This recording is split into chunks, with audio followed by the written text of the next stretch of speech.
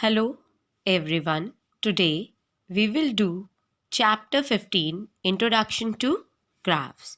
Now today we will learn about new terms of the chapter. The first one is a bar graph, a pictorial representation of numerical data in the form of bars, rectangle of uniform width with equal spacing. The length or height of each bar represents the given number. For example, a bar graph shows the taste of different flavors of ice cream among the children of a society. Flavors we can put on x-axis and number of children, that is the frequency, we can take on y-axis. So bar graph shows the pictorial representation of numerical data in form of number of children, and the height of the bar graph will represent the number of children. Let us see one other example of it. In this, milk production tons per year will shows on the x-axis, and it will show, you can see the spacing between them must be equal, and we have to take the equal spacing.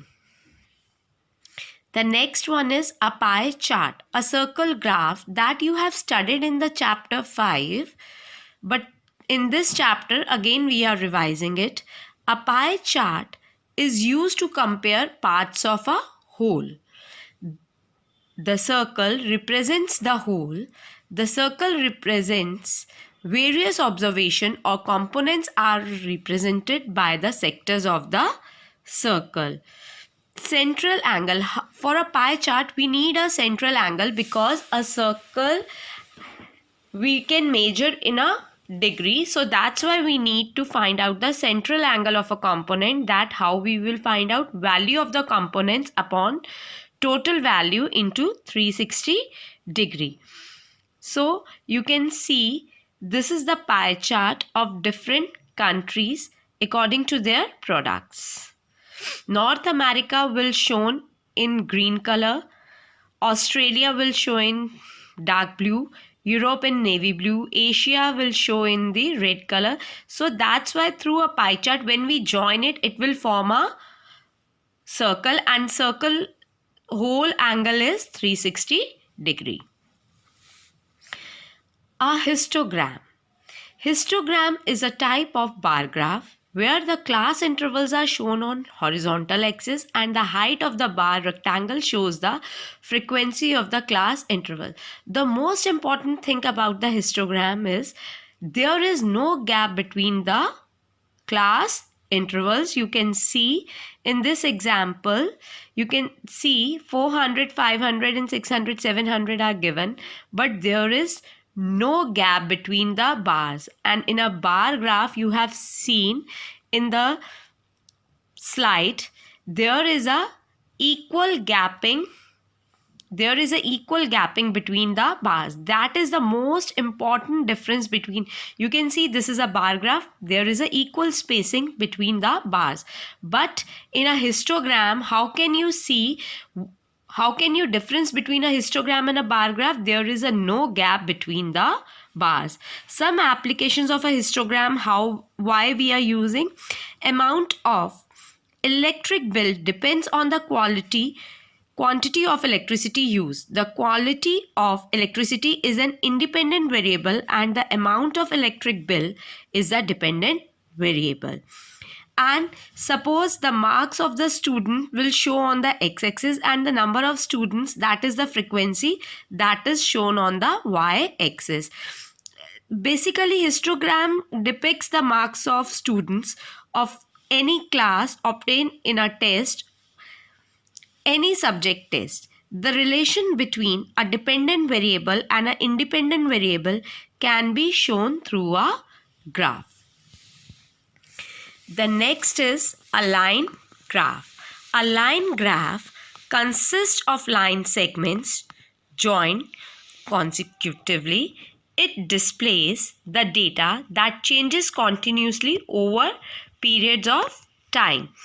Now you can see in this line graph, there are tests, different types of tests, and how much time it will take. So you can see it represents the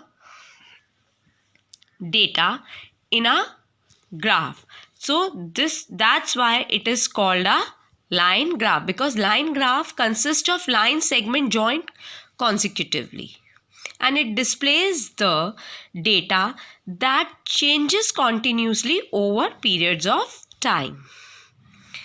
Next is linear graph, a line graph in which all the line segments form a part of a single line. Linear graph is form a line segment in a single line that you can see here. That is the linear graph. The next is location of a point. The horizontal line is called x-axis and the vertical line is called y-axis. Next is coordinates. X coordinate of a point is its distance from y-axis. Y coordinate of a point is distance from x-axis. The coordinate of the origin, where both axes meet, x and y axis meet, that point is called origin, and the coordinates of the origin are 0 and 0. X coordinate of every point on y axis is 0 and y coordinate of every point on x axis is 0. A point in cadastral plane is represented by an ordered pair of numbers. Ordered pair, a pair of numbers written in specific order. Thank you.